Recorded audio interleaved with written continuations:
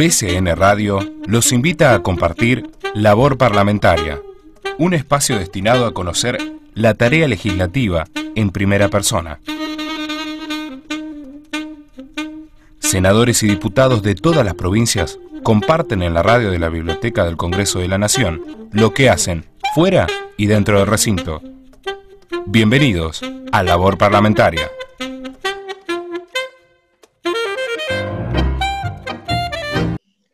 Bienvenidos a un nuevo programa de Labor Parlamentaria, este programa de BCN Radio, la radio de la Biblioteca del Congreso de la Nación. Quien les habla, Gustavo Fulco, les da la bienvenida a una nueva historia. Y en esta oportunidad tenemos el agrado y el placer de entrevistar y conocer un poco más de la vida de la diputada por el Frente de Todos, Paula Andrea Penaca. Paula, muy buenas tardes y gracias por tu tiempo. Hola Gustavo, ¿cómo estás? Muchas gracias a ustedes por la comunicación.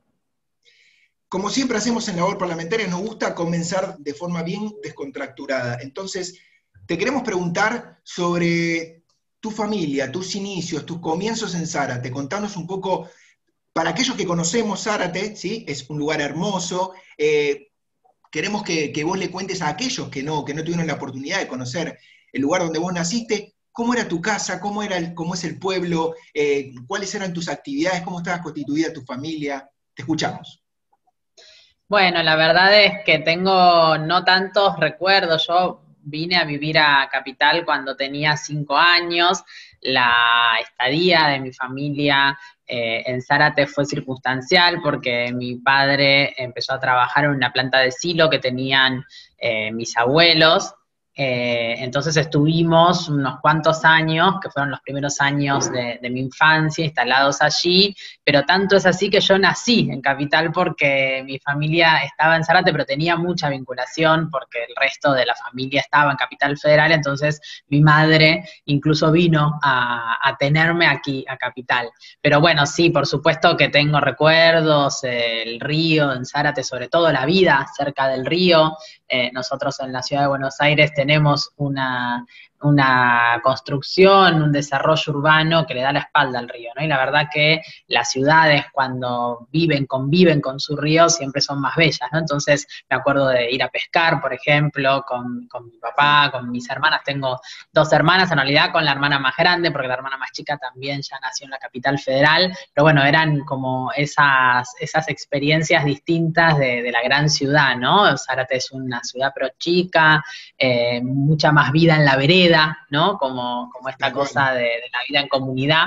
Así que tengo muy buenos recuerdos de Zárate y he vuelto hace no tanto y visito cada tanto porque la verdad que es un lindo lugar para conocer en nuestra provincia de Buenos Aires. Y me contabas que a los 5 años te viniste a vivir a Capital Federal. Vos actualmente, si no me equivoco, vivís en el barrio de Flores. Soy de Flores, he vivido siempre en Flores, pero hace ya 6 años que vivo en La Boca. Es otro barrio muy querido, la República de La Boca. Bien, ¿y tu familia cuando vos te mudaste acá a Buenos Aires, a qué barrio se fueron? Flores, por eso siempre viví en Flores hasta hace no tantos años, pero el lugar donde se asentó la familia cuando volvimos de Zárate, cuando volvimos a Capital desde Zárate, fue Flores y viví mucho en Flores, cerca de la Plaza Flores, también, bueno, Flores, el barrio del Ángel Gris, un barrio muy lindo, pero bueno, después me fui a La Boca y la verdad que estoy muy contenta en La Boca, ¿no? También es un barrio del sur de nuestra ciudad, un barrio con mucha vida, con mucha identidad, así que bueno, nada, todos nuestros barrios son lindos. Sí, es verdad. Y sabemos de tu conciencia social, de todo lo que te preocupa, ¿no? En las temáticas sociales y cómo trabajás por ellas desde muy temprana edad. Pero en la primaria, o tal vez en la secundaria, ¿no? Ya entrando en la adolescencia, ¿sabías que ese era tu camino? ¿Te interesaban estas temáticas? ¿O vos te imaginabas en otra profesión, tal vez? Bueno, uno de pequeño pasa por suerte, ¿no? Porque así va forjando su identidad, pasa por muchos gustos distintos. Tuve una época en la primaria que quise ser veterinaria, creo que era como una especie de moda y todos los compañeritos querían eso, el gusto por los animales, el amor por los animales. Y después, la verdad es que ya cuando estaba en el secundario, terminando el secundario, tenía claro que me atraían más las ciencias sociales, me gustaba mucho la historia. pasé también por algún momento incluso de estudio en la Universidad de Buenos Aires, de Ciencias de la Comunicación, porque también en los 90 la cercanía con el pensamiento crítico me hizo tener como ese acercamiento o esa intención de vincularme con el mundo del periodismo, y después terminé en trabajo social, y ya desde ese momento siempre tuve claro que la cuestión social era la cuestión que más me atraía, en la que quería enfocarme y proyectarme, y eso me llevó de alguna manera a la militancia social también. Yo empecé a militar cuando estaba ya en quinto año del secundario, así que tenía claro que era por ahí, ¿no? Obviamente después esa militancia social se comprometió aún más cuando quizás empecé a organizarme políticamente, y desde ese momento considero que, digamos, que soy una militante, ¿no? Que es una lección de vida, decimos nosotros siempre, Sí, nosotras siempre, así que es por ahí. sin ninguna duda. Pero sin dejarte que te vayas demasiado en el tiempo, demasiado adelante, nos quedamos un poco por esa época en la cual eras adolescente, y preguntarte sobre si en tu familia siempre se habló de política, si eran de orientación peronista o tal vez tenían otra orientación. ¿Cuáles eran tus referentes o cuáles eran los referentes de tu familia a nivel político? Sabiendo que tal vez por la edad que tenés y la vuelta a la democracia, por ahí tus padres tendrían alguna simpatía con el radicalismo o con alguna otra agrupación. Bueno, yo siempre cuento que en mi familia la primera generación que se vincula con la política es la mía, ¿no? La mía y la de mis hermanas. Mis padres no habían tenido participación política, partidaria ni militante. Ambos dos votaron por primera vez cuando fue la elección de la Vuelta a la Democracia en el 83, lo votaron a Raúl Alfonsín, efectivamente, y tenían alguna simpatía por el radicalismo, producto justamente de que había sido el primer gobierno luego de recuperar la democracia, no luego de la dictadura, pero tampoco es que eran militantes activos, ¿no? Del radicalismo ni de ningún otro espacio, así que fue un poco una novedad que incorporé yo a la familia, la participación política, que al principio incluso con algunas resistencias, ¿no? De parte de mi familia, porque obviamente además yo lo primero con lo que tuve vínculo cuando empecé a militar fue con el peronismo, y entonces esa inclinación era quizás extraña a lo que sucedía en la familia, pero bueno, rápidamente yo siempre digo que tuve una familia que acompañó cada paso que di, y entonces quizás más en el momento de la militancia social, pero después también, y hoy son ambos dos, mi padre y mi madre, comulgan ya 100% con mis ideas, pero bueno, siempre acompañaron, ¿no? Y en el momento de la militancia social siempre estaban a mano, porque yo creo que nací en el seno de una familia muy solidaria, y entonces Sí. eso hizo que rápidamente aceptaran mi participación política, mi participación social, ¿no? Vos llegaste al final de tu camino por la educación esencial, por la secundaria, y de repente te encontraste ya en los barrios, ¿sí? En los barrios más carenciados, haciendo actividad social. ¿Cómo fue para vos, siendo una adolescente o una mujer muy joven, y siendo mujer, ¿sí? Ese camino para iniciarte en la política y meterte en lugares donde hay una carencia social muy grande? Bueno, lo primero que yo digo también en relación a lo que a mí me marcó cuando en los inicios de mi militancia fue sin duda la participación social y política de las mujeres, ¿no? Vos pensás que yo empecé militando en las villas de la ciudad de Buenos Aires en los 90, ¿no? Fines de los 90, en el 98. Eran épocas muy duras para nuestro país, una crisis económica muy fuerte, unos niveles de desocupación altísimos, y las mujeres de los barrios populares eran las primeras que se organizaban para parar la olla, para recibir alimentos del Estado, para recibir donaciones. Me acuerdo que las compañeras en los barrios armaban unas cuadrillas y recorrían todos los comercios y pedían donaciones, y así llenaban la olla, paraban la olla y le daban de comer a cientos y cientos de pibes y pibas. Entonces esa experiencia a mí me dejó como como claro, ¿no? Que la brújula siempre es la organización comunitaria y que las mujeres tienen un rol central en esa organización comunitaria. Y desde ahí fui forjando mi participación, ¿no? Y la forma en la que pienso la política, que es siempre a través de la militancia activa y el compromiso con el otro y con la otra. Esos fueron quizás mis inicios, y me encontré, la verdad, con mujeres que han marcado mi camino, ¿no? Con mujeres muy fuertes, muy activas, con mucho compromiso, y bueno, y obviamente además eso se reflejaba quizás en la figura de Eva, ¿no? Que había tenido un trabajo social desde el Estado, desde la fundación que ella fundó, muy importante para las familias, para las mujeres, para los niños y las niñas en nuestro país, ¿no? Paula, ¿cómo fue esta transformación personal? ¿Sí? ¿Cómo la llevaste adelante? En cuanto a que vos estabas en la villa, estabas con el trabajo social, al lado de estas mujeres que más lo necesitaban, en los piquetes, en las ollas populares, trabajando con la cámpora, en esta militancia bien activa de la que hablás, y de repente llegaste a ocupar una banca en el Poder Legislativo. Entonces, ¿cómo fue esta transformación personal de estar de un lado al estar del otro lado, a donde se hace el reclamo?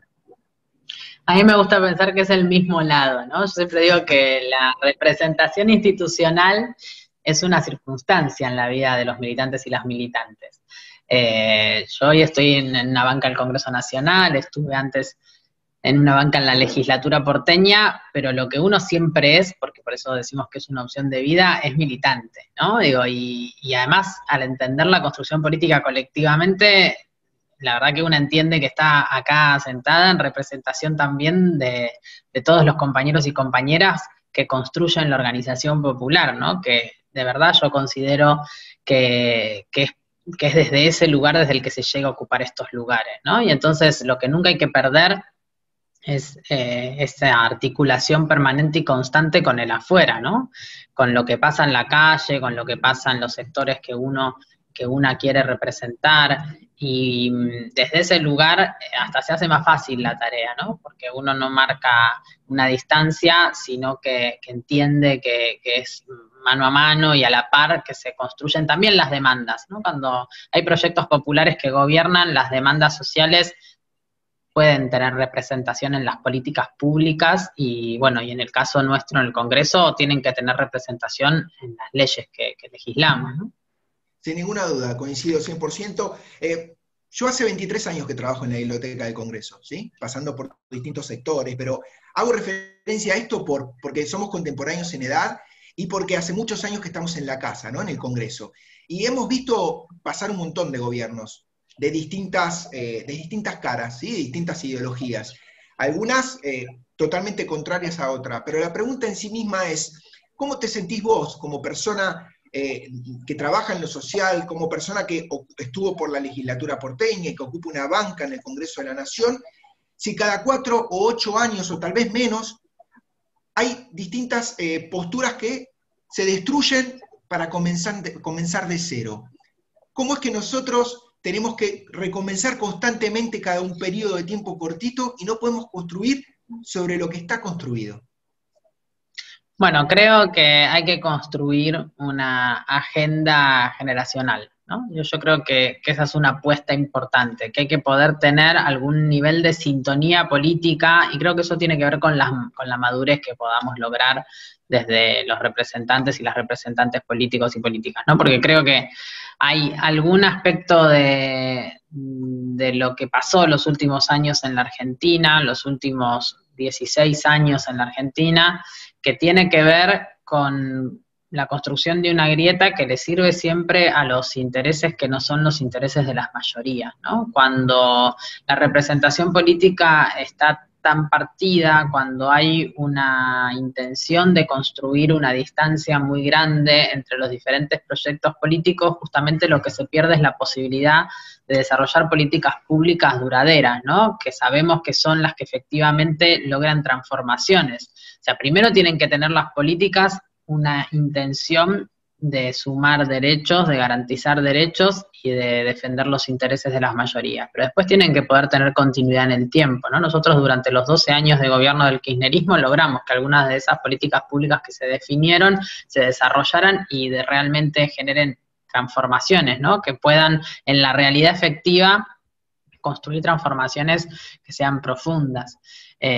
Pero para eso hace falta un acuerdo. Y ese acuerdo, la verdad es que yo creo que si es generacional es más posible, porque hasta ahora lo que se ha demostrado, y no hablo de generacional solo en términos de las edades, sino como generación política, ¿no? Yo creo que quienes nos forjamos en la política durante los 12 años del gobierno del kirchnerismo, tenemos quizás una concepción de que tenemos que poner el servicio de la población al Estado. Y con esa concepción tenemos que poder construir una agenda común con quizás generaciones, o con personas de nuestra misma generación que están hoy en otros espacios, en otros partidos, pero que tienen la misma mirada, porque sin dudas esa continuidad es necesaria, ¿no?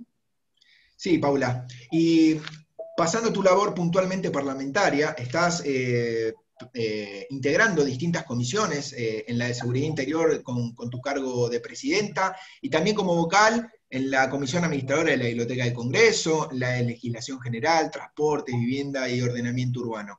Contanos sobre alguno de tus proyectos, ¿sí?, que quieras destacar, o si querés, contanos alguno que estés pensando, próximo a implementar, ¿sí? La verdad que siempre nos interesa saber sobre los posibles proyectos que nuestros legisladores presentan en las comisiones y qué es lo que están pensando como para mejorar nuestra calidad de vida. Bueno, la verdad que hemos trabajado en proyectos importantes en materia de seguridad pública este año, que no, digo, que son temas centrales, ¿no? Entonces estamos dándole tiempo, estamos madurándolos, estamos construyéndolos colectivamente. También yo soy de la idea de que los proyectos de ley tienen que ser algo que refleje lo que piensan los diferentes sectores que tienen que ver con el tema que uno quiere trabajar. Entonces, en ese sentido, nos parece importante que esa construcción sea efectivamente con las fuerzas vivas de la sociedad. Laburamos mucho en un proyecto sobre la prevención y la erradicación de la violencia institucional, seguimos trabajando, no lo presentamos formalmente porque estamos primero haciendo las presentaciones en sociedad, digamos, del proyecto, trabajándola con organizaciones de la sociedad civil, que hay muchas y mucha historia, organizaciones defensoras de los derechos humanos, que en nuestro país también tenemos una historia muy rica de muchísimas organizaciones que se forjaron y que además fueron las que empujaron que exista política pública vinculada con los derechos humanos en nuestro país, trabajándolo también con familiares de víctimas de la violencia institucional, también por supuesto con el Ministerio de Seguridad de la Nación y articulando con los ministerios de las provincias, y ese proyecto creemos que es central, es muy importante y esperamos poder debatirlo durante todo el año que viene. Hay muchísimas situaciones de violencia institucional que generan muertes, desapariciones de personas en nuestro país, y eso pasa hace muchísimos años y pasa con diferente intensidad, pero pasa durante gobiernos de diferentes signos. Así que ese es un tema central que lo vamos a estar trabajando durante todo el año que viene. También estamos trabajando un proyecto de perspectiva de géneros en las fuerzas de seguridad. También es una realidad que las mujeres que integran las fuerzas de seguridad necesitan estar más protegidas por el Estado, que necesitan tener una legislación que les garantice sus derechos dentro de las fuerzas, que contemple sus necesidades especiales, particulares, por ser mujeres, porque también la tarea dentro de las fuerzas de seguridad es una tarea particular, digamos, y entonces también vamos a trabajar durante el año que viene ese tema, junto con otros diputados y diputadas. En materia de vivienda, trabajamos en un proyecto de ley que sí está presentado ya sobre plusvalía urbana. En la Ciudad de Buenos Aires este es un tema central, es una discusión porque hace ya 16 años que gobierna el macrismo en la ciudad y entendemos que hay una utilización de la tierra pública que efectivamente no es beneficiosa para el conjunto de los habitantes ni tampoco para fortalecer el Estado, que terminan siendo solamente puestas a disposición de los grandes negocios inmobiliarios. Entonces es un tema en el que venimos trabajando hace mucho tiempo y ya hemos presentado una ley también en el Congreso para intentar que esa plusvalía que se genera por intervención del Estado no se la apropien solamente los privados. Y bueno, y luego estamos, por supuesto, participando de los grandes debates, ¿no?, que se están dando en el Congreso, desde mi participación en la Comisión de Legislación General. Ahora estamos debatiendo la ley de etiquetado frontal de alimentos que vino al Senado. Creemos que es central también empezar a generar conciencia sobre cómo se consume, qué se consume y cómo se produce eso que consumimos. Así que es un debate que nos está ocupando en estos días. Y bueno, y después hemos trabajado en diferentes temáticas. hay un proyecto que también entendemos que es muy importante y que va en sintonía con lo que está trabajando el Ejecutivo, que es un proyecto que presentamos junto a la diputada Lampriave, de una asignación que reconoce las tareas del cuidado como un trabajo, ¿no? De las mujeres y de las identidades feminizadas, y bueno, hoy el Ejecutivo está impulsando una mesa interministerial para pensar una política pública que justamente reconozca esas tareas del cuidado, las ponga en el centro y que puedan ser remuneradas, ¿no? Porque hoy en día es trabajo no pago. Así que bueno, tenemos variadas iniciativas y esperamos poder avanzar durante el año que viene para concretar todas esas y que se transformen en leyes. Bueno, ojalá, y les deseamos todo el éxito del mundo desde acá, pero no podemos dejar, ¿sí?, de lado que nosotros pertenecemos a una biblioteca, ¿sí? A una biblioteca en la cual estamos orgullosos de pertenecer y trabajar. Pero más allá de ese orgullo, queríamos consultarte sobre si recordás cuáles fueron tus primeras experiencias en alguna biblioteca, tu primer acercamiento a algún texto, o tal vez que nos cuentes, mira, mi libro preferido es este, mi autor preferido es este, es alguien que me desvele, me encanta leer o consultar. Contanos un poco tu acercamiento hacia los libros. Tengo una experiencia muy linda porque muchas veces las bibliotecas dependen de los bibliotecarios y las bibliotecarias, ¿no? Que son como muchas veces las que le dan vida a las bibliotecas. Y tengo una experiencia muy linda de por lo menos 3 años de mi escuela primaria. Yo fui a la primaria aquí en la capital federal, la Escuela Provincia del Chaco, una escuela de Flores, Sí. Donde vivía con mi familia, y hubo por lo menos 3 años de mi escuela primaria, creo que fue entre 5º grado y 7º, que hubo una bibliotecaria en la escuela que tenía mucha iniciativa, que le daba mucha vida a la biblioteca y que proponía todo el tiempo actividades dentro de la biblioteca. Y me acuerdo que una de las actividades era sobre la lectura de un libro de Roldán, era el autor, eran libros, digamos, de literatura infantil, transformar ese cuento en un programa de radio. Y fue una experiencia muy linda porque entonces hicimos como una especie de radioteatro, y desde la biblioteca misma hicimos una grabación que luego la profesora logró que se pasara por la radio La Tribu, donde cada uno de los estudiantes interpretábamos algunos de los animales que eran parte de la historia que leíamos, ¿no? Y la verdad que fue una linda experiencia, y durante todos esos años el tránsito por la biblioteca era casi obligado, y siempre había algún recreo que se dedicaba a estar y a leer y a vincularse con los libros, cosa que se va perdiendo con el tiempo y que la verdad que es una pena. Yo siempre... algo de lo que leo tiene que ser en papel, digamos, ¿no? Por más que existan hoy otros dispositivos tecnológicos que quizás hasta a veces sean más prácticos, ¿no? Pero lo cierto es que el libro tiene otro gusto, otro color, otro olor, y está muy bien siempre tener un libro a mano. Así que sí, las bibliotecas son un lugar grato para mí. Bueno, nos alegramos que así sea, y nos pone contento también que haya estos bibliotecarios, ¿no?, que sean tan motivadores desde temprana edad, y que puedan ejercer su profesión a través de estas actividades que son súper lúdicas y que empiezan a movilizar a la curiosidad de todos los niños. Pero puntualmente yendo a tu vida, ¿no?, y a tus deseos. Sabemos que sos una persona que le gusta mucho lo que hace, ¿sí? Porque es lo que vemos en las entrevistas que te hacen, en tu labor parlamentaria en el día a día, en lo que se puede consultar en internet.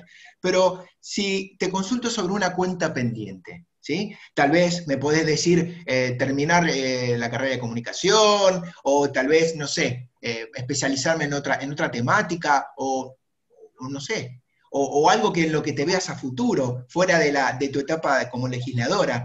A ver, soy bastante curioso y queríamos saber sobre este tema. Yo creo que tengo una deuda pendiente, que es algo que uno nunca le alcanza el tiempo para hacer todo lo que quiere. Me gustaría muchísimo estudiar economía. Wow, quizás es una de las cosas, siempre estuve muy lejos de eso, claro, quizás fue una de las cosas que menos transité, siempre estuve muy lejos de eso, pero con el tiempo uno se da cuenta que la economía no son los números, ¿no?, sino que hay un trasfondo político muy profundo en la economía, y que en definitiva es uno de los lugares donde se definen muchas cosas, ¿no? La discusión económica. Y la verdad que esa, sin dudas, es uno de los aspectos que, además, por supuesto, en la labor parlamentaria uno va incorporando nociones generales, ¿no? Porque la discusión sobre la mayoría de las políticas públicas tiene una base económica, porque la discusión o la mirada sobre los presupuestos que el Ejecutivo envía tiene una base económica, pero sin dudas es una de las cuestiones en las que me gustaría profundizar más. Bien, y volviendo a la coyuntura actual, ¿sí? Y preguntándote sobre esta pandemia que atravesamos todos, que atravesó todo el mundo, ¿cómo viste la realidad, ¿sí? De esa dificultad del día a día que ya venían atravesando estas comunidades, las villas, o la gente que tal vez no puede acceder a lo básico, a lo primordial, y de repente se encontró aislada, en cuarentena, sin poder salir a hacer changas o trabajitos, y encerrada en un contexto en el cual no tenía salida?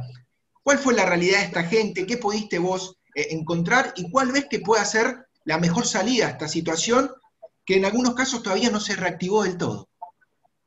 Bueno, sin duda la pandemia dejó evidenciadas un montón de carencias que ya venían en nuestro país y en particular en la ciudad de Buenos Aires arrastrándose hace mucho tiempo, que se habían profundizado a mi criterio durante los últimos 4 años, realidades económicas muy acuciantes en muchas familias, realidades de las condiciones de vida de los sectores populares en la ciudad de Buenos Aires y en todo el país, pero en la ciudad de Buenos Aires, en las villas asentamientos, donde hace muchos años nosotros discutimos que la política pública del Estado de la ciudad, del gobierno de la ciudad, del gobierno de la Reta en los últimos años, tiene que ser mucho más efectiva, que tiene que garantizar el acceso a los servicios. Hemos visto en varias villas de la ciudad la falta del acceso al agua potable como un problema central en el marco de una pandemia, donde la mejor manera de prevenir era higienizarse las manos, y que eso no es posible, o que es por lo menos muy dificultoso en casas, muchas casas de muchas villas de la ciudad, donde el agua potable no es una realidad todavía. Así que yo creo que se evidenció que hay una falta de políticas públicas más activas para poder tener mejores condiciones de vida, ¿no? Y que haya una ciudad que tenga, digamos, que sea igualitaria, ¿no? Que no haya algunos barrios donde el acceso a los servicios es algo cotidiano y otros donde cuesta tanto. Después, por supuesto, también quedó evidenciado que el Estado tiene que estar presente, ¿no? Tuvimos 4 años de la construcción de un discurso de la meritocracia y quedó claro que cuando hay condiciones como estas, ¿no? Tan adversas, el Estado es el único que puede generar las condiciones mínimas para que la gente subsista, y eso lo logró el Estado Nacional con el IFE, con el ATP, logrando que muchas personas conservaran su empleo, que los empresarios y los, digamos, quienes contratan a esas personas, quienes les dan la fuente de trabajo, puedan sostener abiertos sus empresas a pesar de no poder tenerlas funcionando. Digo, me parece que quedó claro que el Estado es garante de todo eso y que muchas veces, digamos, o todas las veces, el esfuerzo personal solo no basta.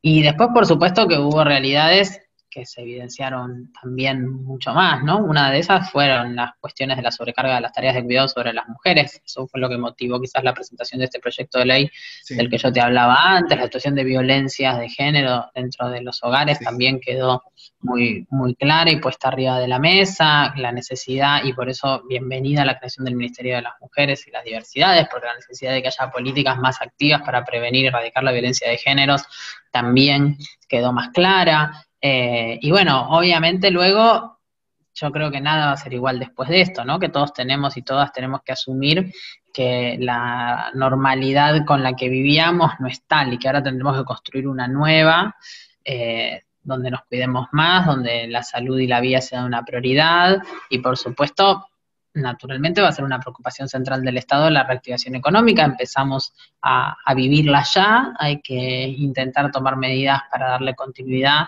y que haya un crecimiento económico mayor en nuestro país, pero sin dudas estuvo, creo yo, atinada las medidas vinculadas con cuidar primero la salud y la vida y fortalecer el sistema sanitario, ¿no? Que es otra cosa que evidentemente había quedado muy debilitado después de 4 años donde no hubo inversión en la salud pública, donde incluso se rebajó a Secretaría el Ministerio de Salud. Entonces también eso me parece que va a tener que ser algo que los gobiernos que sigan tengan bien claro, que el sistema sanitario tiene siempre que estar atendido y fortalecido por el Estado, ¿no?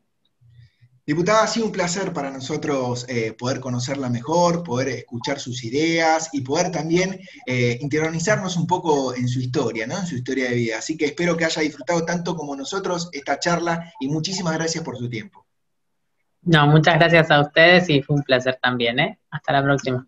Déjenme agradecerle a la gente que hace realidad este programa, desde la producción a Gabriela Bardanca, a Mariana Franchino, Mariana Salas en la conducción de la radio, y desde la subdirección de prensa y difusión a Juan Rodríguez y Mariana Cacha. Quien les habla, Gustavo Fulco, los espera la próxima semana en una nueva historia de labor parlamentaria por BCN Radio, la radio de la Biblioteca del Congreso de la Nación. Muchísimas gracias y hasta la semana próxima.